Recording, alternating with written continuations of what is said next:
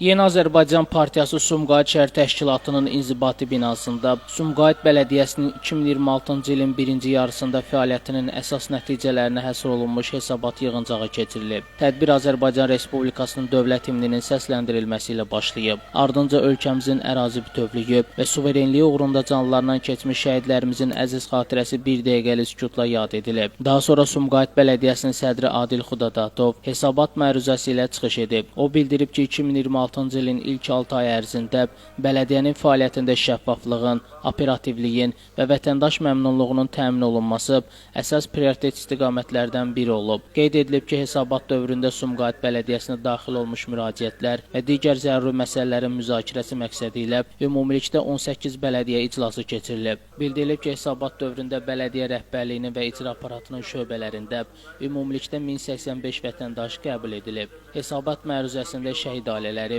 və vətən müharibəsi qazilərinə göstərilən diqqət və qayğının xüsusi yer tutduğu vurğulanıb. Məruzədə Ulu Öndər Heydər Əliyevin anadan olmasının 103-cü il dönümü münasibətilə həyata keçirilən layihələrdən də bəhs olunub. Bildirilib ki, mayın 8-də Milli Qəhrəman Əliyar Əliyev küçəsində Yaşıldərə yaşayış massivi ərazisində salınmış bələdiyyə parkının təntənəli açılış mərasimi keçirilib. Qeyd olunub ki, cari ilin birinci yarısında yerli özünü idarə etmə orqanının sifarişləri əsasında şəhərin müxtəlif ərazilərində asfalt örtüyünün yenilənməsi, küçə və məhəllələrin abadlaşdırılması, yaşıllıq zolaqlarının salınması, məhəllə daxili yolların təmiri və digər infrastruktur layihələri həyata keçirilib. Tədbirdə çıxış edən Sumqayıt şəhər İcra Hakimiyyətinin ərazi təşkilatı və humanitar məsələlər şöbəsinin müdiri Gündüz Əliyev bildirib ki, son illərdə Sumqayıt ölkə prezidenti İlham Əliyevin xüsusi diqqət və qayğısı nəticəsində sürətlə inkişaf edən şəhərlərdən birinə çevrilib. Gündüz Əliyev çıxışında vurğulayıb ki, Sumqayıt şəhər İcra Hakimiyyətinin başçısı Zakir Fərəcovun rəhbərliyi ilə şəhərdə sakinlərin rahatlığı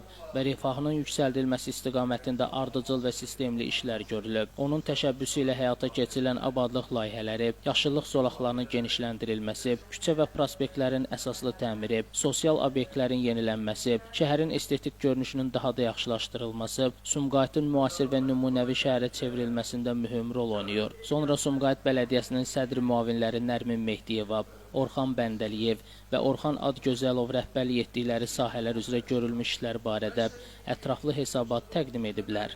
Azərbaycan Şəhər Bələdiyyələri Milli Assosiasiyasının icraçı katibi Əli Ələkbərli hesabatla bağlı müsbət fikirlərini bildirib. Azərbaycan Bələdiyyələri Milli Assosiasiyasının bələdiyyələrin rəqəmsallaşma və innovasiya mərkəzi qapalı səhmdar cəmiyyətinin direktoru Adil Əhmədov çıxışında bildirib ki, 2026-cı ilin birinci yarımilinin nəticələri göstərir ki, ölkə üzrə bələdiyyə büdcələrinin gəlirlərinin strukturunda vergi gəlirlərinin xüsusi çəkisi rekord həddə 64% yüksəlib. Bu göstərici 2023-cü illə müqayisədə 22% bəndi artım deməkdir və son illərdə həyata keçirilən islahatların, səmərəli maliyyə idarəçiliyinin və vergi inzibatçılığının daha da təkmilləşdirilməsinin uğurlu nəticəsidir. Bu uğurun əldə olunmasında Sumqayıt Bələdiyyəsinin mühüm payının olması xüsusi qürur hissidir. Müzakirələr zamanı çıxış edən iştirakçılar Sumqayıt Bələdiyyəsinin 2026-cı ilin birinci yarısında həyata keçirdiyi fəaliyyəti yüksək qiymətləndirərək görülən işlərin şəhərin sosial-iqtisadi inkişafına, vətəndaş məmnunluğunun artırılmasına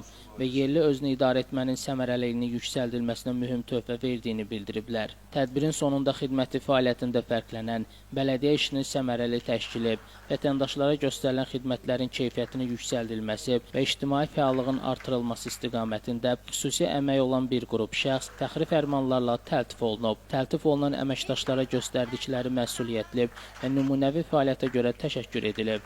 Onlara gələcək işlərində yeni uğurlar arzulanıb. Şəmistan Fikrətli Elbrus İsmailov bugün informasiya proqramı üçün.